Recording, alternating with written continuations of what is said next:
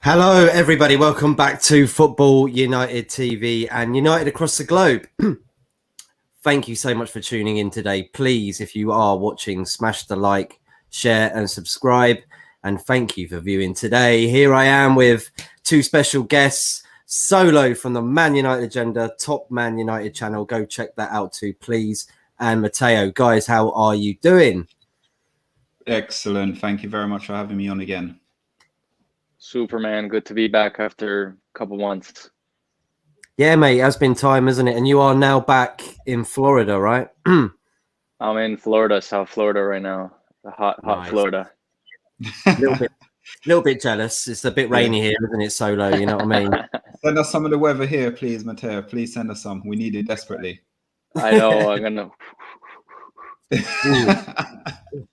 Yeah, I'm sweating already. I'm sweating already. Yeah. There we go. He needs a towel out already. That's it, Mateo. He needs a towel and his drink. I'll keep. Well, actually, I'm probably sweating because of the Premier League season is going to start this weekend. Obviously, we've got Arsenal and Brentford starting it off on Friday.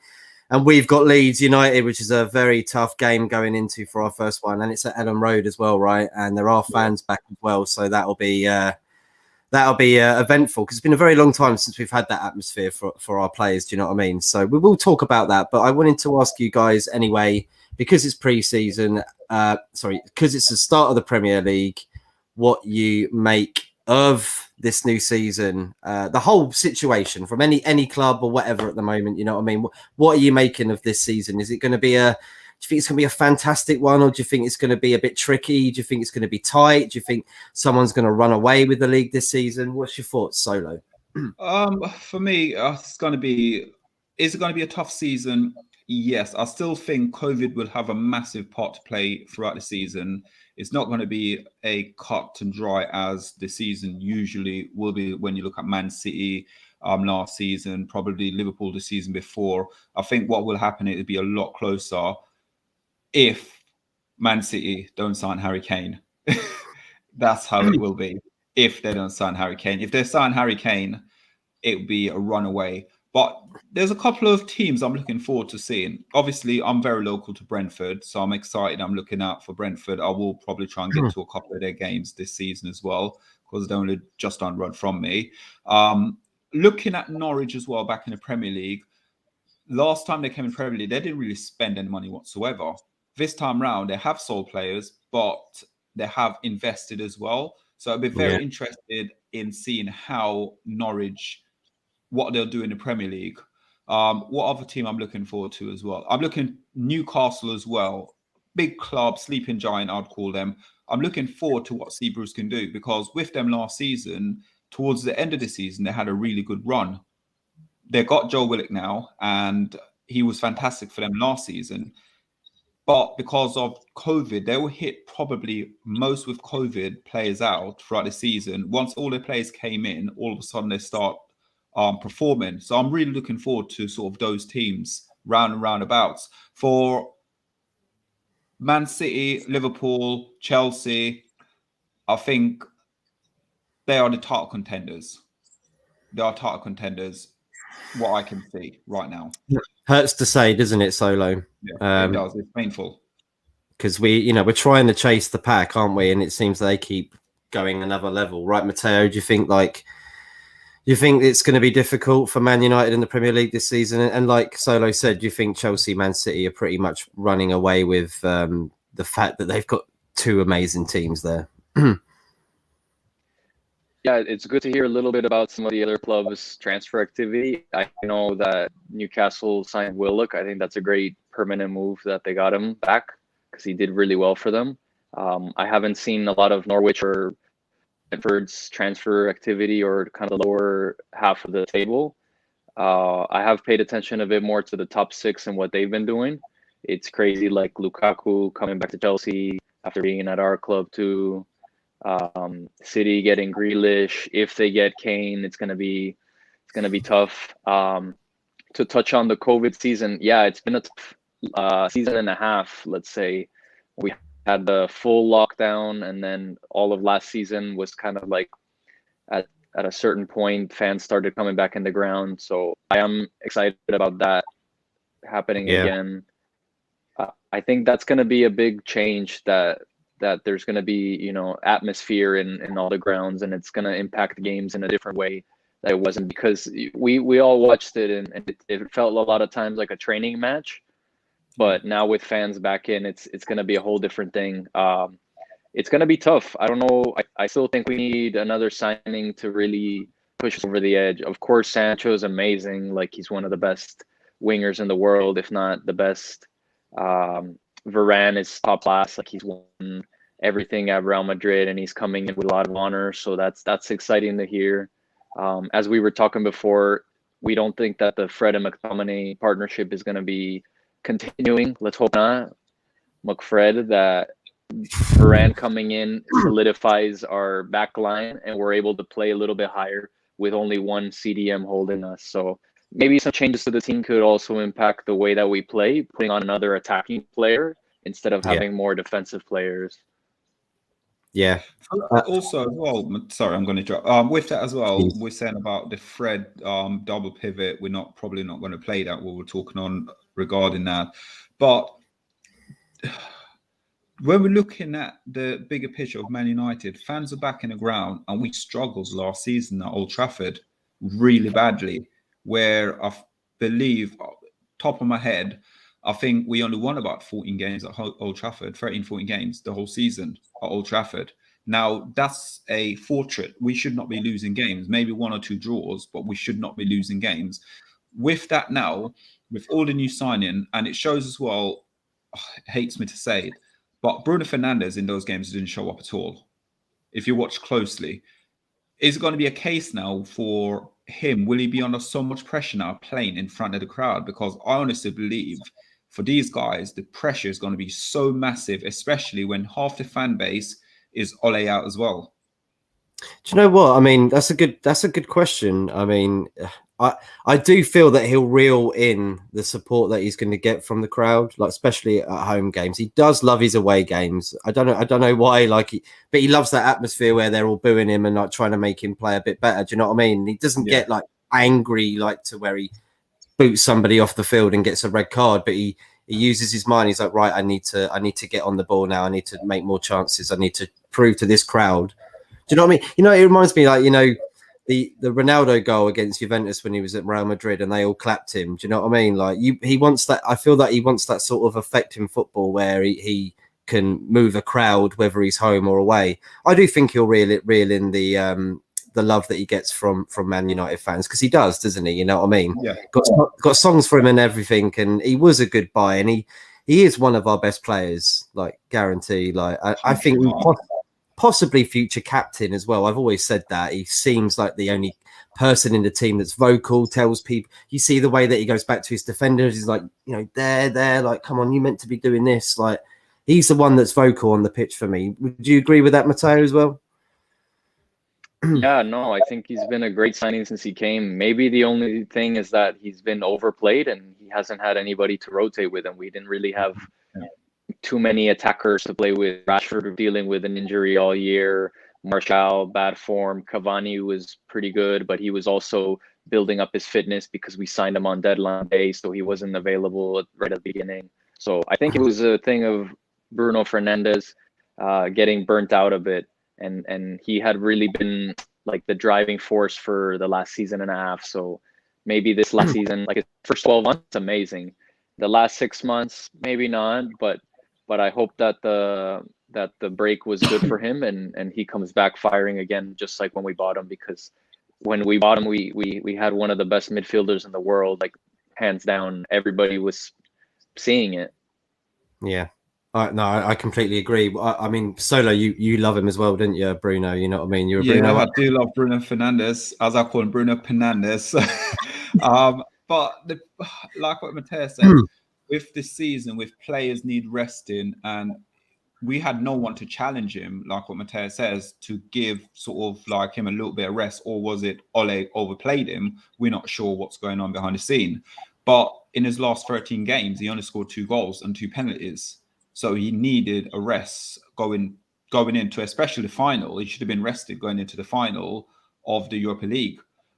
With Cavani as well at the club, he obviously was unfit coming in. Going to Bruno Fernandes being future captain, I agree to a certain extent, but I still think if Paul Pogba signed a new contract, he should be the captain of Manchester United, because then it gives Bruno Fernandes that freedom to continue to play the way he's playing now. Because when you give someone a captain's armband and they only just come into the club, the problem is that pressure is too much for them. And it's almost like they've got to keep that momentum going. And I believe sort of through all the stick, people might be giving you on the comments now loads of stick, why Paul Pogba captain? I just think as a character, he's got all of it. The players listen to him. He gravitates to all of them. And he's a true leader.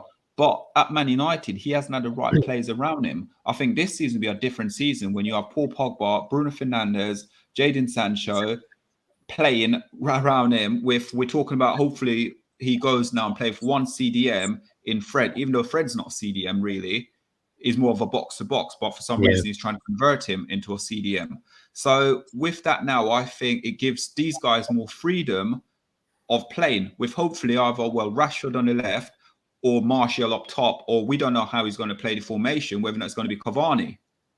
But I can't probably see Cavani starting a lot. He will play a lot of games, but I think he will go sort of with either the Martial up top or the Greenwood instead of Cavani, and just doing Cavani. If we're losing a game, bring Cavani on as a sub to try and change games. But yeah, going back to the conversation, yes, Bruno Fernandes could be captain, but probably give him another season or 2 before we give him the captain's armband. Yeah, okay. I agree. No rush to make him captain so soon. But who do you think will benefit more from captain, or being free from that responsibility of being captain? Bruno or Pogba? That's another question. I'll say Pogba would be probably more free, because obviously the amount of stick he gets from the fan base, he will got a point to prove, wouldn't he? With Bruno Fernandes, he's got again split fan base again, but he's brand new into the club. So I honestly would say we give it to Pogba. Pogba could sit there and say, you know what, to all of you guys out there who don't think I'm a good ball player, stick it. With Bruno Fernandes still got that time on his side, where he could come in about 2 or 3 seasons' time. He could say, right, sign a new contract. You can then wear the captain armband.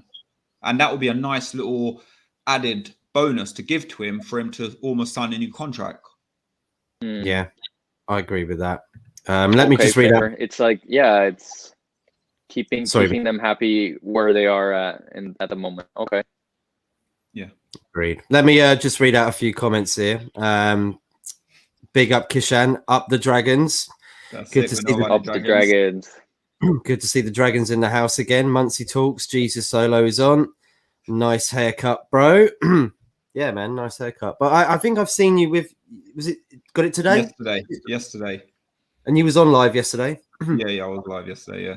Oh, I have seen it, yeah. Sorry. I should have shouted. The ones that have been paying attention, and has he? Yeah. Mr. B, yes, Man United. Family, Mr. B joined us for the Football Politics show.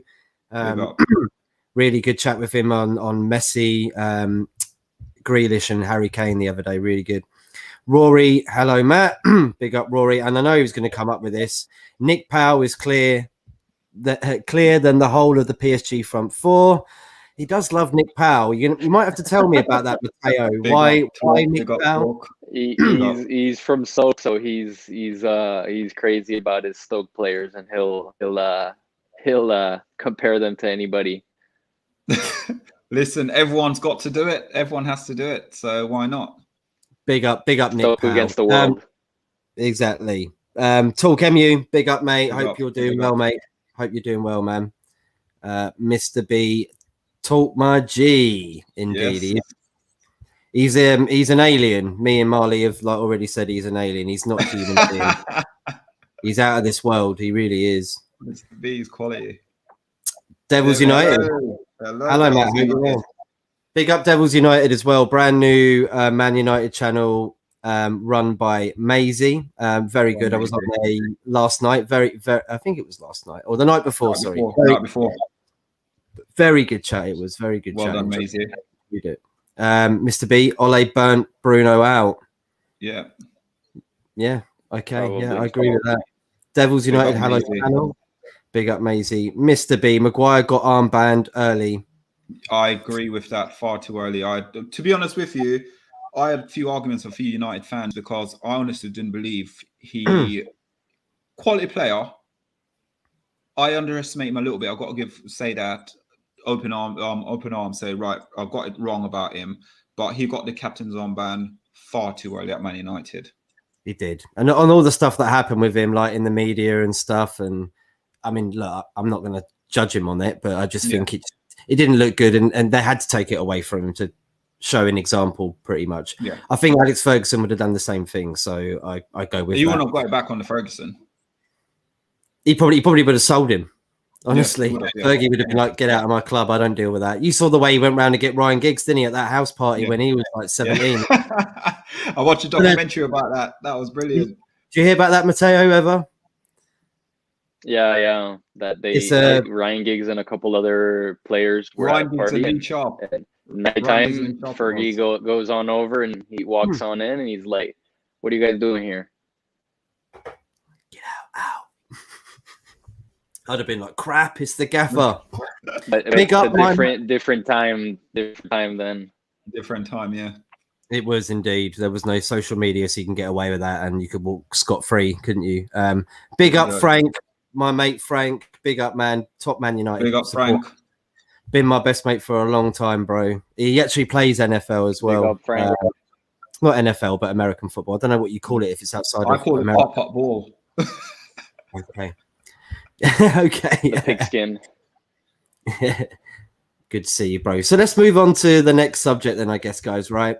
And there are going to be some more people hopefully joining in. It's 7 p.m. People running late from work, and, you know, that's the way it is, isn't it? You know, people got to live life. So apologies for all you that are sitting here waiting for the other guests. They will be here soon. Oh, come on. Hold on. 1 second, Matt. We're here. It's okay. We've got I know. you. But you know, people go, where is, like, I've had it with you, Mateo, and you were here, and your mate goes, where's Mateo? I'm like, he's there. He's on. He's on. Do you remember that, Mateo? No? Yeah, I was here. What was the next subject then? Where on earth is it? Banners. That's right. So, and I've even spelt it wrong, but we'll get through it. What do you make of pre-season friendlies? What do you make of pre-season friendlies? Solo. What did you make? I know you didn't watch them, but I mean, the only two highlights I watched was QPR losing to QPR and watching the Everton game. And what can I take from the games itself? Everton game, I'm going to say it's typical United performance. It baffles me how we're two different teams. So the first half, we were fantastic. The second half, we were terrible. And that's how it was all the last season in the Premier League. Yeah. We'll either be terrible the first half, and then second half, we'll come out and we're brilliant. So what did I take from it? I took nothing from it because it was almost like the same as usual. What happened? And like what Mateo said earlier, hopefully, fingers crossed, we're not playing with the double pivot. And we've been playing double pivot the whole of this time. Now, players impress me. Diallo, that's it. Really and truly, he's the only one I can take from the bunch and say, you know what, take him going to AC Milan have done him the world of good, because I've been watching loads of shows and people have been asking and saying for him to leave the club. He looks hungry. We're talking about going and get Trippier. Why are we getting Trippier when we've got him for? There's no point. We've got someone who's younger as well. So, you know, we've got this guy for another, 7 to 10 years. Why are we going out buying a player who's probably got, another 3-4 years maximum? And we're spending, 40-50 million apparently, when we already bought someone who can fit the bill. Give him the opportunity at Man United, support the player. I made a comment the other day to someone, and I said to them, why aren't we supporting the players? Instead of everyone getting on all the players back and saying, well, he's crap, he's crap, he's crap. Why don't we actually support the players? Why does everyone support Ole but won't support the players? So for me, you've got to, if you're going to do it, I'm Ole out, but I'm supporting Ole this season. I will support him this season. I will back him this season, just like I'll back every single player at the club this season, without, any shadow of doubt, because I'm a Man United fan and I want the club to do well, no matter who we have or what player we have. So support the players. Just because he have one bad performance or two bad performance, there was something in him we saw in the first place to buy him to bring back the club. Yeah. Yeah. And all the gossip around Ahmad as well is, I've heard a lot of people in Italy saying, top people, like even Pirlo, like he's a sensation. Like he's going to be the next best thing since sliced bread. Mateo, they rated him better than Sancho, didn't they? They rated him. What I heard from a couple of people as well, and there was someone who was in, I think it was Colombia. Mateo might know who he is. He basically, when we signed him, he came out and said, we don't need to go out and buy Jadon Sancho because he will be better than Jadon Sancho. And then we went out and we signed him, which is brilliant. But what we're going to do with him now, he's young, he's raw, he's talented, he showed what he can do. But what are we doing with him? Are we going to put him on loan? Don't know. Right. That's a good question. I will ask. You can answer that, Mateo, in 1 second. I'm just going to add on Reece into the stream. Reece, how you doing? I'm all right, thanks. How's it going? Hey, Reece. Hello, Reece. Sorry, I'm a tad late. When you work in finance, it can sometimes you got to deal with a few things. Takes a little bit of time, but I am all wrapped up, so I'm here.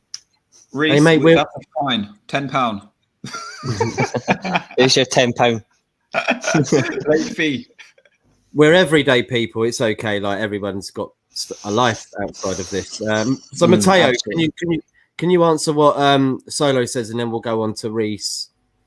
Yeah, I don't know who from Colombia or maybe South America said that. I'm not sure who might have said that, but from a couple years back, I started paying attention to Atalanta big time, and I kind of fell for them as like my second team, let's say, like after Man United, because of their attacking style, because they also, like us, have an academy, because they're from a town that's not as like popular. It's not Turin, it's not Milan. They're from Bergamo. So I started paying attention to them when they had Alejandro Gomez, who just went to Sevilla, Apu. He's an amazing cam. And then they've also picked up and bought a couple Colombians themselves. So they bought Luis Muriel, they bought Duvan Zapata. So anyway, the point is that Atalanta has an amazing academy that they really bring up their talent and their youth from all parts of the world, and they have amazing scouts. So when we started getting linked to Amad Diallo, I was like, okay, like this is really interesting, because like you still hadn't seen him come into the first team yet of Atalanta, but he had been playing and really ripping it up in the academy, like many others have before. All of our products that have made it to the first team of Manchester United have, like, at some point kind of like gotten the attention and started to kind of catch the eye of people and say like, wow, like we have this kid in the academy that's really ripping up and he's just way better than all the other kids of his age group. So you have to start to pay attention. And when you start hearing some of the world's greats and, you know, Fabrizio Romano, Pirlo, those kind of people like say like, no, this guy's the real deal. you have to take notice. Like they don't just their words are gold, you know, especially those two. Like just just to mention too, like Pirlo, who's won the World Cup, he's done everything except the Champions League. I think he got really close, but you know, when he says something like that, you have to take notice. So no, I think Amad Diallo was a super buy. We still haven't even seen the most of him. I've seen clips of him playing in academy, like, you know, on smaller fields, like with just benches on the side. It's not even a stadium, and he's amazing. He's probably one of the most technical dribblers right now that we have in the squad. Like if you want to put him in with the likes of Rashford, Pogba, Sancho, Diallo is like right there with technical ability, ball at the feet, and creativity. I think spontaneity. That's something else that like people don't know about him, but he's really spontaneous. He can read the situation and then kind of go the other way. Like he doesn't allow his moves to be kind of like telegraphed too much. So no, he's a great talent. As for him going alone, I hope he does. If Ollie doesn't have him in his plans, I think it was an amazing goal like that he scored in the Europa League where I forget who flicked it onto him, and then he did that backwards like head flick, and then scored it over Donnarumma, who was like a little bit pulled out of goal. That was amazing. So he can make the difference already at this young age. It's just on if he's going to get the development or not, because if he's not, it's not worth really keeping him at United to kind of not be sharp, you know. So I'd rather send him on loan if we can, if he's not going to get the game time with Ollie. That's really it. But he's an amazing talent. He's really one of the world's best for his age group. He's already playing with Ivory Coast. All of his teammates really love him. I'm sure that we haven't heard much of our players talk about him, but I'm sure that they're all really happy with what they're seeing from this young man. Yeah, no, really good answer, mate. Very, very well. Very good info there as well. You know what I mean? I didn't realize some of the stuff that you just said, and I know Atlanta have a very good background for their youth talent, and you see Castagne going to Leicester as well. You know, they're getting picked up by Premier League teams, and I see them even possibly trying to get Tammy Abraham. I know he's going to go to Roma. I think that's probably more likely, but they do love their young talent. Even if it is like from abroad, they've seen Tammy Abraham. They probably thought, yeah, he'd be a good fit. You know, we've got a good young team. Reece, what do you make of the pre-season friendlies, mate? And does it really matter what happens? I mean, you know, we've had so many amazing pre-seasons in the past. I think we went to America and smashed like Real Madrid, Barcelona, won the cup, then didn't win anything when it comes to majors. So it doesn't always matter, does it? How well you do before, but it depends on the person, really. What about you, Reece? I don't particularly care about pre-season in terms of winning games, losing games. I don't particularly care. Like, if we lost all our pre-season games, I'd be like, well, it doesn't really matter, because it's about getting fitness, it's about getting sharp, it's about getting the team gelled together for what really matters. The main competitions of pre-season, it has no. You could have the absolute best pre-season and still get relegated from the Premier League. Man United are not going to get relegated before anybody in the chat has an absolute flip. Don't worry. Like, Man United aren't going to get relegated. This isn't like how bad it was from like 1974. Like, it's not going to be like that. But what it is... Exactly, we're not. But you could have the absolute worst pre-season and have a fantastic season. You could have an absolute brilliant pre-season, like Louis van Gaal used to manage on a daily basis. But doesn't really matter if you don't mention that one. Yeah, it doesn't matter if you don't deliver when it matters. Then who really gives a fuck? So, I'm just more of the fact if it gets our team strengthened, it gets us ready for the season. It shows who has to go out on loan. It shows who isn't actually good enough for the squad in general, who should just be sold, and it shows who's got more value to the team in terms of sticking around. So. Yeah, like, I don't particularly care if we win games, lose games, draw games, get humiliated 5-0. Like, I honestly don't care. I'm just more of a sense of I'm just more excited for the season because at least I know the boys are going to be sharp and they're going to be fit. That's all I'm really interested in. Win the pre-season trophy is what Arsenal fans celebrate. That's not Man United. Yeah, and to pick up on what you... Go on, Reece. Sorry, we don't celebrate community shields. We don't celebrate winning the Audi Cup. We celebrate winning leagues and Champions Leagues and all that. We celebrate the main stuff, no the mediocre shit that you would pass down from best way to describe Arsenal and Spurs, for example, is like when you were a kid, if you had older brothers. Well, I never had that issue because I'm the oldest. But if you've got an older brother or an older sister, for example, and you always got their hand-me-down stuff, like you always wanted a new toy, but you always got their shit.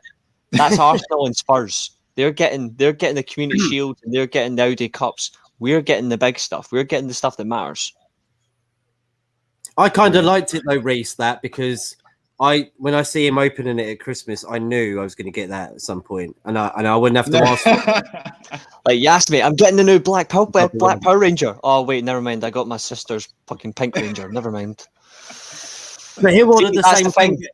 He'll order the same thing, but I'll order a different color or something. It's the context. Like it's a context. There's people that exactly. There's people that with so much context where they celebrate winning the preseason trophy, and I was like, it actually does not contribute to anything. It has no relevancy. So I'm sit your ass down. In Tottenham trophy cabinet, it's dusty. Remember that. That's very why dusty. But the Audi Cup doesn't fill your trophy cabinet either. It just makes it look even more shit. They say they've run out. They say they've run out of Mr. Sheen, but I don't. I don't know, mate. Because if they ran out of Mr. Sheen, then how's Harry Kane still playing professional football? Because he needs all that for his bloody goal of the season awards and golden boot awards. He's going to need the Mr. Sheen for that because that's the Spurs trophy cabinet lately. Just all Harry Kane's golden boots. Exactly. I think all the bottles of Mr. Sheen have actually been sent to the Etihad because they're wiping the seats there because they're a bit dusty too. True. Although it could also be they could have sent the Mr. Sheen to Kepa to wipe up his ass because obviously his head's firmly up after saving a penalty. I mean, wow, I'm so impressed. I feel bad for Mendy. Like you're having a great kind of good game. I mean, he had a few fumbles to be fair, but right at the end, there, he's like, "I'm all right. I can do this. I can be the hero. Off you come." Yeah. Oh, man, he should have got Tuchel sacked. He should have got Tuchel sacked for that. I would have stayed on the pitch. I would have been, fuck you, mate. Yeah. I would have stayed on. I would have stayed on left, right, and centre. I'm like, who didn't kick your mate? But like what Reece you just said as well, Reece, something I totally agree with you about the preseason. Like I said right at the beginning, I don't care about preseason. It means nothing. But the only thing with this preseason, it would be better than last preseason where we had to play a double header against Aston Villa and then go straight into the Premier League. So we're still playing catch up. So this one, at least, you get to see some of the players who he might think, right, I'll keep you, but the rest of you is going to go on loan or we'll just get rid of you. But we're Man United, and I honestly cannot see us putting certain players on loan, and I can't see us selling a player because of the way the structure, the way the club run, basically. From what I do see happening is both Diallo and Lingard will leave in January. I said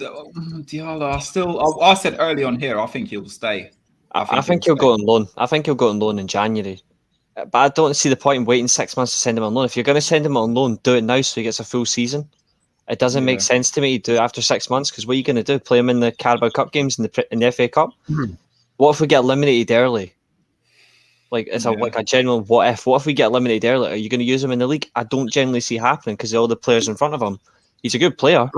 Yeah, our board are twisted, mate. Because I think we're going to get a CDM in bloody January. I think it's going to be too bloody late by then. The same with Bruno. Why we got him in January and not in the summer transfer window when it probably would have been around the same price anyway. Yeah, we could have done a lot better that season. What I don't get is why there's people that genuinely want Ander Herrera back. Oh God, I'm like, no, that ship has long sailed. Like, this is what I don't understand, right? And I'll get your points on this because I'm not gonna. This isn't agenda driven. This is just rehashing the past, pretty much.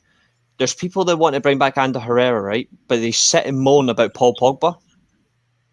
They moan about Pogba, about his wages. They moan about his contract. They moan about his lack of performance, his lack of discipline, all that bollocks, right? But why would they want Ander Herrera? And the reason he left is he wanted 200 grand a week, but he's settling for 140 at PSG. How? And this is what I don't get. How can you settle for Ander Herrera but then have the same arrogance and ignorance towards Paul Pogba. I mean, I'm not a massive Pogba fan like most people. I like the guy, but I'm not like a Pogba FC or Pogba stan guy who stan him every fucking day of the week. I'm not like that. I support anybody in the team. I'll question a few players' commitment, but that's because it's a fan. You want the best for your club and all that, and you want the best for the players. But Ander Herrera, he played for us for about 4 or 5 years. He only had 2 great games, in my opinion. The game against Chelsea, when we tore them apart and he pocketed Eden Hazard, and the game against Liverpool when he shithoused Steven Gerrard. He had nothing else. No other great games, but people want to bring him back. Why do you want to rehash the past? I'll pick on that, Reece, for you. Go on, because man. for me, I support the club as Man United. I support all the boys. But it's an agenda certain people have against Paul Pogba, and they'll keep that agenda going and boiling. No matter what Paul Pogba does on the pitch, he's rubbish. He shouldn't be at Man United anyway. And I would say it's a propaganda, and it's the media, and some people are flippant and don't understand football. Now, I'm not saying I'm an expert in football, but the money Paul Pogba is asking for, his agent is asking for. 1 second. That's fine. It's the money, what he's asking for is because of when he's youngster, the training, the all the commitment he had to make as a youngster, his family and everything, he deserved to get the money he's getting. So for me, people are saying, oh, but he shouldn't be on this much money. Well, technically, we're Man United. We sell shirts. The Glazers been ripping Man United since they've been in charge of the club. The least you can do is give it to Paul Pogba, give him some money to keep him at the club because he's a world-class player. People say, no, he's not. He is a world-class player. Now, going back to the point with bringing Herrera back to the club, I like Herrera. But again, it's the same process. He wanted 200-something K from Man United. Man United was like, no, we'll give you about 180. Then he went to PSG and then he cried wolf and got, oh, well, I wanted to start the club. He did a documentary how he wanted to start the football club. Really and truly, if he really wanted to start the club, he would have settled for the money the Man United was offering him rather than going to PSG. Now, like what Reece said, this ship has sailed. Let it go. Herrera ain't coming back to Man United. Go out there, get up a CDM, bring a CDM in, and get Paul Pogba this contract that he deserved to have, and finish, walk away. Now, all these people are saying Paul Pogba is trying to run his contract down. Paul Pogba is not running his contract down. The reason why Paul Pogba is not running his contract down, and I tried to say it yesterday on a Twitter page, and people coming at me, Paul Pogba has signed a 5-year deal at Manchester United, right? His 5-year deal ends in 2022, yeah? So he's not running his contract down. He's sticking by his contract till 2022. So for me, everyone's going, oh, but he's running his contract down. He's not running his contract down because he's officially signed a contract till 2022. It's up to him then as an individual if he wants to sign a new contract. Yeah. But it's a buy-in by his contract, by seal contract. But Solo, I think he, like with him knowing and Mino Raiola knowing that by this time next year, he could choose wherever he wants and he could make all the money from it instead of just it being a transfer from the clubs. He'll gain more money from it, signing on fees. You look at how much Messi got going to PSG; it's ridiculous. So that's what he's doing. He might not be doing it on purpose. I think if Man United give him the cash that he wants, he'll sign because he's looking at it. He's not going to go PSG next season. I don't think they're going to be able to afford him. I think they'll get Camavinga instead. That seems to be the main plan for them. Yeah. So let's let's go back to that quickly. So like what we were just talking there. So would it be a case then if we get Herrera back, we're going to give Herrera about 200-something K to come back to the club, but we can't give Paul Pogba the extra money that he's asking for? No logic sense whatsoever, and that's the fan base out there about Man United at the moment. That is but they're using that excuse that Barcelona and Madrid are using at the moment as well. The fact that they can't spend any money, they're in debt. But it's a different situation with La Liga, like putting the cap on wages. for the two top clubs in Spain. So we don't really have that here at all. You can pay whatever the bloody hell you want. That's about to change as well. That's about to change because UEFA are changing everything. That's came out today. UEFA are changing everything. So maybe Man United are actually being smart and thinking ahead and thinking, well, maybe we don't want to put someone on, because once they put Pogba on it, other people want to be higher too. Yeah. And then we get to the point where everyone's like, well, where do I fit in? If he's getting 400, why is Bruno not getting 300? And then, you know what I mean? And then it goes on and on and on. Luke Shaw, I'm the best left back in the world. I want at least 350. And then it gets all confusing. So look, I just before you carry on, I just want to read out some more comments here. Smash the like, share, subscribe if you can, please, everybody. Thank you so much for tuning in. We've had quite a few people in today. Big up Maisie. Big up Stephen Featley from S Featley TV, Arsenal fan. I know you love talking about Man United. I know that you'd be in here. So thank you so much, because it's so boring at Arsenal. No transfer news, no cup talk. Even rent free. Even your start to the Premier League season against Brentford is looking a bit shaky. I think Brentford are going to win that. So big up Solo. I know you love Brentford at the moment, don't you? Yeah. Big up from Jordan as well. What's up, Matt? Hey mate, how you doing? Talk MU, great stream, guys. Thank you, mate. So let's move on to, and I'll let you go for it Solo as well on this one. Start it off. Talk about our first game of the season. Can we beat Leeds United at Elland Road? Like I said earlier, fans involved now, so that could make a little bit of difference, because it is a bit hostile there, isn't it? It is, and it's a derby game as well. Leeds United, Man United, the frenemies of derbies. It's going to be a difficult game. It's not going to be one of the easiest game going. And Leeds, for me, they're going to be probably this season the fittest team in the Premier League this season. Especially, Leeds going to be tricky. And Bielsa is a very, very tough team to break down as well. We beat them, was it at Old Trafford? I think we beat them, was it 3-1 or 4-1, was it? The first game we played them? And then we drew against them 0-0 at their ground. We did beat them, yeah. I can't quite remember this. And literally, we could not break them down at their home ground. But obviously, at Old Trafford, we did. It's going to be hard. It's going to be tough. Something's telling me it's going to be like a 2-1. But that's me thinking with sort of my heart thinking it's 2-1. But my head's telling me something like it's a 1-1 draw. It's going to be a hard, difficult game for us to go into. Depends, again, how sharp the play is going to be for us. Now, the rumour is, well, there is talk, apparently, even Phil Jones might be on the bench tomorrow, apparently. I read something today. But if he is, I'll go to Old Trafford myself and grab him and take him. And that's it. Because there's no way on earth he can be anywhere near that club or that team. Do you mean the bench at the bus stop that heads to another club? I was thinking about giving the oranges on the Sunday League football. That's what I was thinking. So it depends on like Jadon Sancho. Has he had enough time to get sort of like settled within the club? Now, who are we going to start with? Are we going to start with Martial? How is Martial looking? Is Martial going to be fit?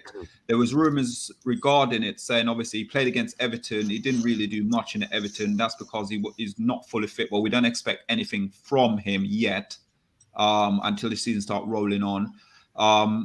Defence-wise, I think we're quite solid in defence, but Ole's got to make a decision who's going to be number one this season in goal. That's the main thing for me going into the game on Saturday. Who is Man United number one? And that will determine the result, because for me, I still think De Gea is still a number one. And with our back four now, the way the back four is with the new addition signing, that should be a solid back four now. And then all it is, like we keep saying, we just need this double pivot to go away and just play one or the two, but play Fred in the middle and then with the players around him.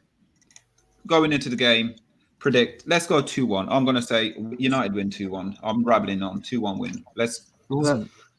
I'll take that.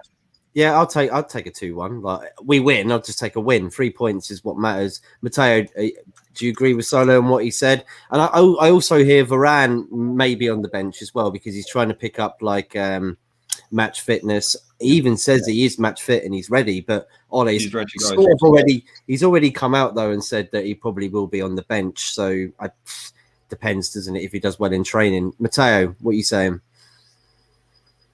To piggyback that, I think that both of our new signings should be on the bench. Like if the idea is for them to be in the starting 11, which I think all of us can agree, Sancho and Varane are starting 11 for the season, right? Yeah. So they should be, like, they're world class. Like these kind of players can be dropped in anywhere and they can figure it out, you know, like they don't need that much time to gel with the rest of the team. So I'm not saying start them for Leeds. Maybe they aren't match fit, but let's bring them along for the road and let's have them with the rest of the squad and get them integrated in that way. Even if they're on the bench, like, you know, they're there with us in presence and at least available to come off the bench if something happens. Hopefully Sancho can get a start. Maybe he's been training a bit more. He had the first training session like sometime this week. I think they're going to have another training session before the game. So at least two trainings. He can come off the bench, if not start. But both of them, I think, are world class in current day. So they shouldn't have any problem with just being thrown into it, honestly. I would start Varane too. Like, why are we going to risk dropping points with one of our center backs making a mistake? Or usually not Maguire. Maguire can sometimes be caught out for pace, but he's pretty tidy and he's well positioned most of the time. But I'm afraid of the partner to Maguire. That's why I want Varane in there preferably. The thing about Leeds is that, yeah, it is a derby. It's at the ground. Again, there's fans. It could be a tricky game. The problem, or I guess the opportunity, is that Bielsa sometimes is very stubborn and he sticks to his guns. You saw that in the game. Was it 6-1 that we beat them? One of the last games we played against them. The one where we just ran away with them. Yeah, 6-2. Yeah, he kept on playing the same style, like even though they were conceding, and he just stuck to his guns, and he wants to see them play a certain way, like very expansive, very high press, very mobile. So that can help or hinder us. Like it just depends on the matchup on the day and what works out. They had their opportunities to score more goals in that game too, but we were clinical, and then from the beginning, like, you know, scoring in 2 minutes and 10 minutes, something like that. It can go one way or the other. I am hoping for we to start the season off strong. If there's going to be a title challenge, we can draw points from the very first game. There's just not even a draw. Like, I'm just not satisfied with that, to be honest with you. With the amount of investment, the players that we have. And it goes back to what kind of half are we going to have? Are we going to have a game of two halves? Or are we going to be able to play a consistent 90? I hope that's a conversation that they've had this preseason, that we got to start playing full 90 consistent performances to really mount a title challenge. So if we can do that, if we can play a really good first game, it kind of takes all the butterflies out of the season, or most of them at least, gets the ball rolling, and hey, let's really mount the challenge, because 3 points on the table first week, when other teams might draw or lose, you start to see your name in the top 4, top 6, and then you're like, okay, like this is where we're going. This is what we're building this season. So I don't even think we can afford a draw or a loss. Like, we have to win this game. And I know we say that about every game, every podcast, every chat, but really, like, what are we trying to do this season? Are we just trying to be a top 4 again? I don't think so. We got second last year, and honestly, we've been pretty consistent, like some of the seasons like prior. Even when Mourinho got his second place, when Oli got second place last year, third place the year before that. If you're looking at Chelsea, they've been more inconsistent. So the gap for them to be consistent from 38 games is higher than our gap to be consistent over the course of 38 games. So I think that I think there's just no excuses. Like, we have to go out and play our best game. If you look at our 11 and their 11, if we play our best, just say no more. That should be it. Yeah, no. I completely agree with that. 100%. Reece, are you saying what Mateo's saying there?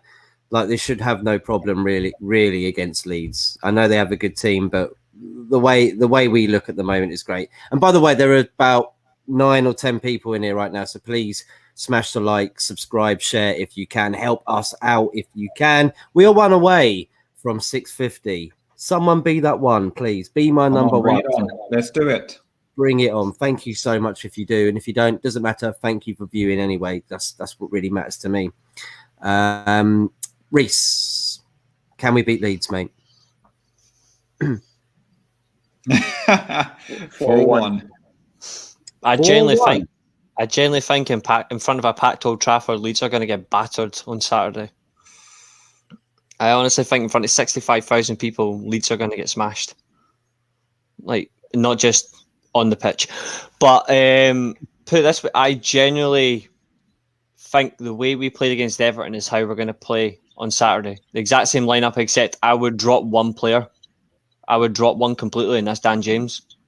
I just don't particularly rate him as a player. I don't think he has, even though this game actually suits him, I don't think he's right to start off, because I don't think he has the all-round to his game yet, where he can play like the full 90 minutes and actually be a threat. I think in the last half an hour, he would actually be more dangerous against Leeds, against fresh legs, against tired legs. I think he would be extremely useful, but starting the game, I'd rather not. I'd rather use like a Lingard or a Langa personally, and I would start there like on the left wing. But I think the team we played against in Everton on Saturday last weekend just went there. It's exactly the same lineup we're going to play. I just hope it's a Langa on the left wing. It's not agenda. It's not personal issues with him, even though I don't rate him. It's just a simple fact of I don't think he's got all to his game yet, and I think he needs that loan. I don't see Varane starting. I don't see Sancho starting. I think it's going to be Greenwood on the right-hand side. I think it's going to be Lindelof. I don't have a problem with that. I actually don't have a problem with that at all, because it could be one game and it's not an issue. Yeah. The midfield pairing of Matic and Van de Beek has to start. It has to be those two. It shouldn't be anyone else. And the reason I say it is because no one else is fit. No one else is up to scratch yet. Those two are match fit. It makes more sense to play. We could get our first 7 games, something like that, roughly until about the end of September and October. We play one game a week until the Carabao Cup and the Champions League turns up and all that. We play one game a week. We can afford to play Matic in every single one of those games. Yeah. We could actually afford to get away with it. When it gets to the games where you have to play 2-3 times a week, we could use Matic for like 30 minutes in one game, 90 minutes in the next game, 60 or whatever. We can space it out. He's going to be important just like anybody else. The whole narrative of 2 games, can he play it? He has to prove it. He has to prove he can play 2 games a week. I don't think anybody wants to see him prove it. But at the moment, we can get away with it. I would play Matic the first 7 games of the season, because I think we would actually generally do fine with him. You could play any different combination beside him. If we're going to stick with the midfield pair, like the double pivot as it's called, although some people find it quite offensive, I find it funny. Like, if we're going to play this whole double pivot midfield partnership, or whatever you want to call it, I just call it midfield, like whatever you want to do, I don't care. You could play Matic and get away with playing a Pogba beside him one week. You could play Van de Beek beside him the next week. The one thing has got to be, though, there's got to be a core group of players that has to start at least not every game, but the vast majority, where we don't change, we don't divert. There has to be a strong, solid core where you look at that team and you go, yes, up front, I see Cavani, for example. Left wing fully fit, I see Marcus Rashford. I see Jadon Sancho fully fit on the right wing. Number 10 is Bruno Fernandes, unless the man gets injured, which is not going to happen. Centre backs has got to be Varane and Maguire, even though I love Lindelof to death. Up yours, talk. He knows it. He knows I'm coming for him. He knows I'm coming for him. Left back has to, at the moment, until anything otherwise, it has to be Luke Shaw, because Alex Telles, he's got a big season to prove himself. He has to prove himself this year. Right back, Wan-Bissaka is going to be he's going to have to be rotated as well. But you look at the key majority of those games, you could possibly pick out 5 or 6 players that are going to start pretty much every game. You could just look at that team and go, yeah, I can name 6. I could name 7. We cannot divert from a strong core. So can we beat Leeds as well? We're going to fucking tear them apart. I hope so. So what you say? So we've had our match predictions, right? What did you say, Reece? What did you think the score is going to be? 4-1. 4-1 Manchester United. Woo! and you said Solo 2-1, right? 2-1. I'm going 2-1. And Mateo, did you say? I say 3-1. So we're all counting on one Leeds goal, but we're still gonna pounce. I'm gonna say 4-2, Man United. Yeah. Ooh. But I think we'll go up to like 3. They might get one back. We'll go 4-1, and they'll get one at the end, 4-2 sort of thing. If we play it the way we did against Everton that first 30 minutes at the weekend, I don't actually see Leeds getting anything out of this game. Even though the second half we were quiet and we were composed, we didn't really do anything until Dallo scored. We still controlled the game quietly and patiently. So if we start the game like we did against Everton, 30 minutes and batter Leeds, I'm all right with that. Even if we control the second half, I actually don't mind. We can rest players quickly in the second half. I just think with the height of Bamford as well, that, you know, when you got Lindelof on, he'll be like, yes, you got Lindelof. That's great for me. You got Varane on the bench, like, because he'll just knock me off out of my place. But he likes playing against Lindelof. And everyone goes, why doesn't Harry Maguire sort out Bamford every time we play Leeds? It's like, because he knows what defender he wants to be sticking with. And it's Lindelof every time. And also, I'm going to ruin all your plans now. I'm going to say we're going to be 1-0 down, and then we're going to come back. Oh, I'm going to go even further than that. I'm going to say we're going to go unbeaten for the first 7 games. You know what, Reece? For I hope so. The first 9 games, I counted 27 points. That's what I want. That's what I want from our first. I wouldn't mind winning all those games, but I don't know if we're going to. But what I will say though is we have to start strong because we don't play Liverpool or Man City until into October. We don't play those 2 until October, so we've got a relatively good start. We could get something out of this start if we just keep at them. He wants to have the hardest working team in the league. If you can't beat a hard working team if it's filled with quality that's gelled together, you can't beat it that easily. So now's the time to back up your own words. You want the hardest working team? Let's see what happens against the real hard working team, because the hardest working team in the league at the moment is sadly the twats that's called Leeds United. If you do support Leeds United, like, apologies. It's not from me, but he's all right to say whatever he wants because everybody's got their right for opinion. It's rivalry. You've got to accept it. It is. I just can't say it. On other streams, if you see me on the Man United agenda, like Solo, let me rip. But I'll let you do that. Yeah, we'll let you do that. I got to be devil's advocate. I can't be mean. I can't be mean. We are Football United TV. We try and bring every single club together. If you are a Leeds United fan, please get in touch though. We'd love to have a chat with you for like maybe a reaction. Let me I know shout Leeds United fans are actually all right. It's good to rip their club because they did to us, so it has to work. If you can't rip a rival, then what's the point in having a rivalry? What's the point? True. Yeah, I know. Watch the Leeds fan coming on the comments now. Look, oh, you bullying us. S. Featley TV says, hey Reece, I don't either. Only these Arteta in beep. Enjoy the Community Shield. Yeah, what's that? We did that one already. Devils United, enjoying the stream so far, guys. Thank you. We are finishing up now. We're going to shout out social media platforms and etc. etc. Static. Hey, Matt and panel. Big up to you, mate. Big up, Static. Mad love for you, mate. You're always in streams everywhere, man. One of the hardest working men on the keyboard, mate. You are on these platforms. Honestly, bro, you're everywhere, and I like to see it. I like to see it. So let's shout out social medias. Thank you everybody for tuning in. Please do smash a like, share, subscribe. Please help us out if you can. We are trying to hit 650. You might have done it already. I know I'm going to look. It's going to be 645. I know it. It always happens. Up and down. It is. It's one of those things at the bloody circus that you whack and it sometimes goes like Norwich. Your subscribers like Norwich. They're always up and down. Up and down. Absolutely love it. So where can we find you, Solo, apart from the best Man United channel there is on social media?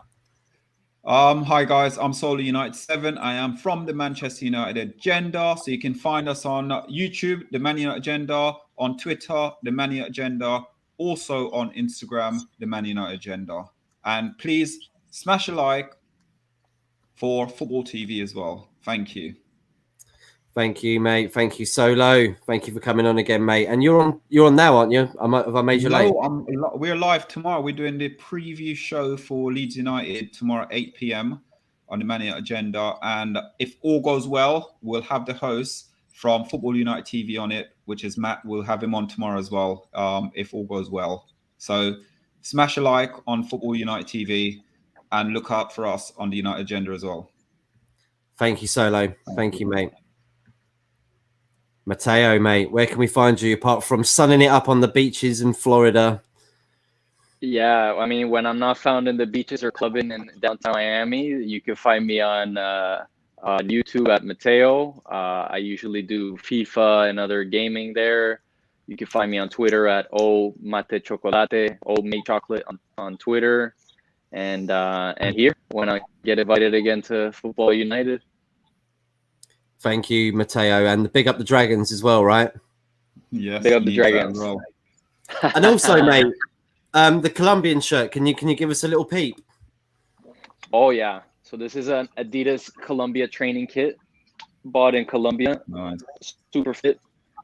Nice for the warm weather here. Started hitting the gym again, so I'm getting tight again. Rip. Love it. Bigging up Colombia. I love Colombia, mate. Yeah, definitely. And the women out there as well. Oh, yeah. Oh, yeah.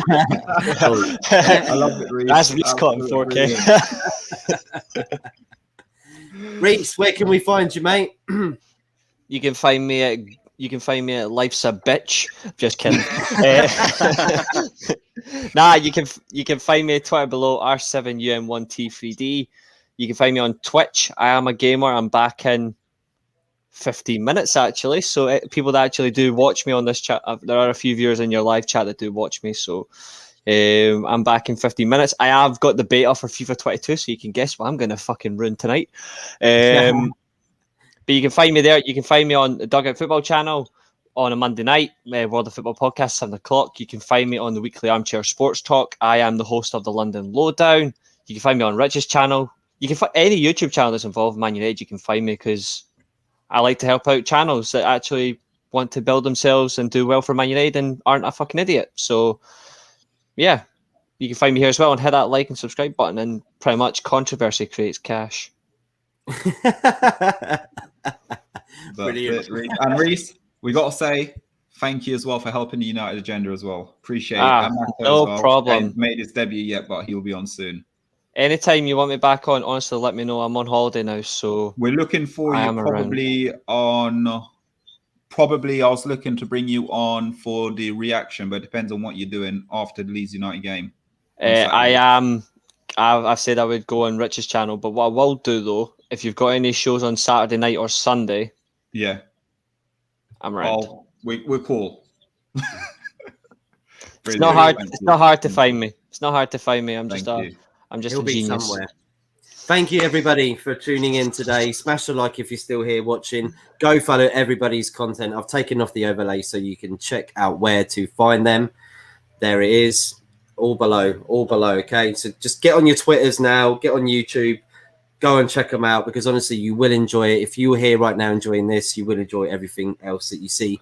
Especially Mateo with the old football. It's a good old chat in there. Anything goes, Mateo, doesn't it? When you play FIFA, anything goes in the chat. Oh, anything goes. It's a wild time. We do pro clubs. We do Ultimate Team. We started doing Fall Guys, which is like that little character obstacle course.